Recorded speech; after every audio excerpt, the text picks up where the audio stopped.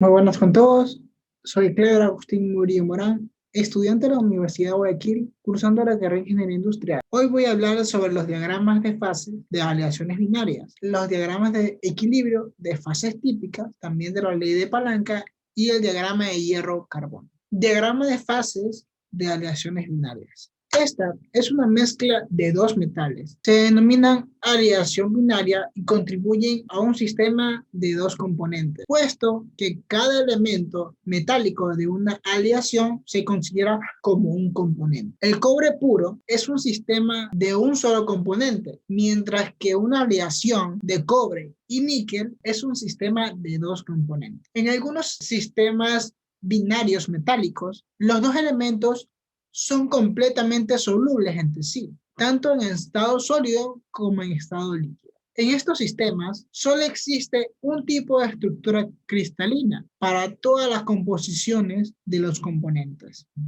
y por lo tanto se le denomina sistemas isomorfos. Diagrama de equilibrio de fases típicas. Los diagramas de fases son representaciones gráficas a varias temperaturas, presiones y composiciones de las fases que se encuentran presentes en un sistema de materiales. Los diagramas de fases se realizan mediante condiciones de equilibrio y son utilizados para entender y predecir muchos aspectos del comportamiento de los materiales. Parte de esta información que se puede obtener a partir de estos diagramas son los siguientes, como las fases presentes a diferentes composiciones y temperaturas. 2. La solubilidad de un elemento o compuesto en otro. 3. La temperatura a la cual una aleación se deja enfriar y empieza a solidificar, así como en rangos de temperatura en el que tiene lugar la solidificación. Y como último, también podemos encontrar la temperatura a la que se funde o empieza a fundirse en las distintas fases. La ley de la palanca. La palanca es una máquina simple compuesta por una barra rígida, como estamos viendo, situada sobre un punto de apoyo, denominada fulcro. En el funcionamiento de la palanca intervienen tres fuerzas, que son la potencia,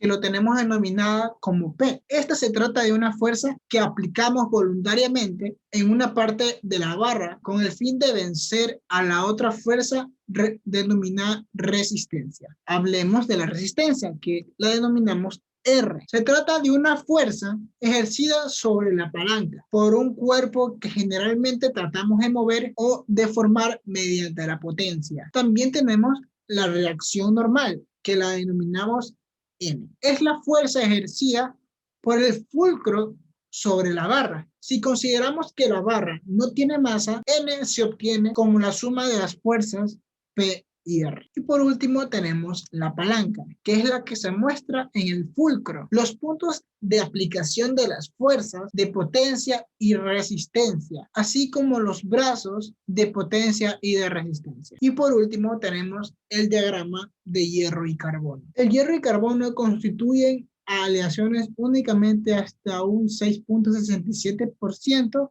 en el peso de carbono. Con esta concentración y con concentraciones superiores se crea un compuesto químico denominado cementita, que no tiene propiedades metálicas. Por lo tanto, únicamente se estudia el diagrama hasta esa proporción. En la solidificación aparece una solución sólida llamada austenita para proporciones inferiores al 1.76% de carbono y con un 4.30% se crea un austético llamado ledeburita. Esto provoca la primera clasificación del sistema hierro-carbono. Se habla de acero si la proporción de carbono es inferior al 1.76% y de fundiciones para proporción entre 1.76 y 6.67. La austenita, también llamada hierro Y, tiene una red cúbica centrada en las caras FCC, que en su interior admite átomos de carbono, pero cuando se contrae la red al disminuir la temperatura, disminuye la solubilidad, como ya sabemos, y se expulsa el carbono sobrante en forma de cementita. Cuando la temperatura lleva a 723 grados centígrados, el hierro sufre un cambio alotrópico y su red se transforma en cúbica centrada del cuerpo BCC, que no acepta apenas átomos de carbono en su interior. Entonces el hierro se denomina ferrita o hierro alfa. Este cambio de solubilidad en estado sólido conlleva a la formación de eutectoide, llamada perlita, con una concentración de 0.89% de carbono, que está formado por láminas de ferrita y de cementita. Con esto termino mi explicación. Muchas gracias.